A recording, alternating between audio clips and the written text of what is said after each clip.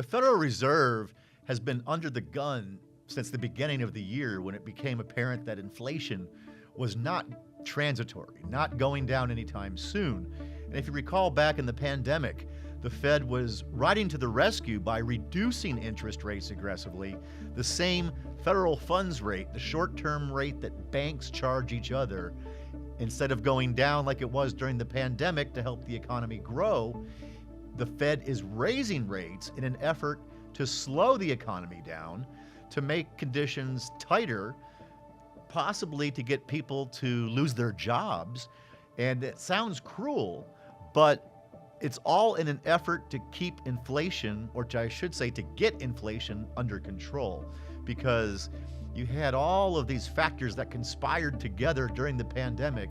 People had money from stimulus, people had money from the Paycheck Protection Program, and then you had the supply chain. So you got all this demand, and then you had restricted supply. So it didn't take a PhD in economics to figure out that prices would have to rise to compensate.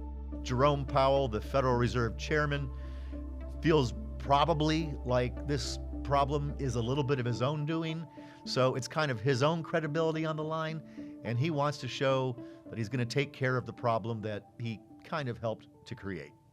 The Federal Reserve is actually doing two things to slow down the economy.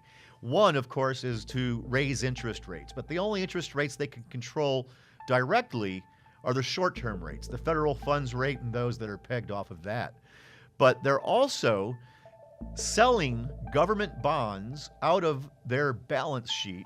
The Federal Reserve during the Great Recession and also during the pandemic loaded up on government bonds. That was called QE, quantitative easing. And you may have heard the term QT. It doesn't mean you're a cutie. That means quantitative tightening. So they're going to be doing the opposite. They were pumping $120 billion per month into the economy. And now they're draining that liquidity out of the system. Not quite up to $120 billion per month, but they will get there.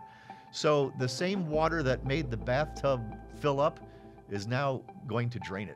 A lot of economists feel that inflation will decline on its own accord, that the Fed need not be so aggressive in raising the federal funds rate and draining liquidity from the system.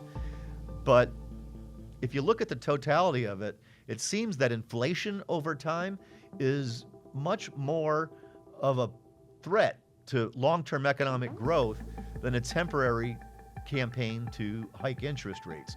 So people who don't want to see interest rates go up, I guess they want to still live on easy street, because if they don't do this now, if inflation doesn't come down, then we could be paying $16 for a Coke.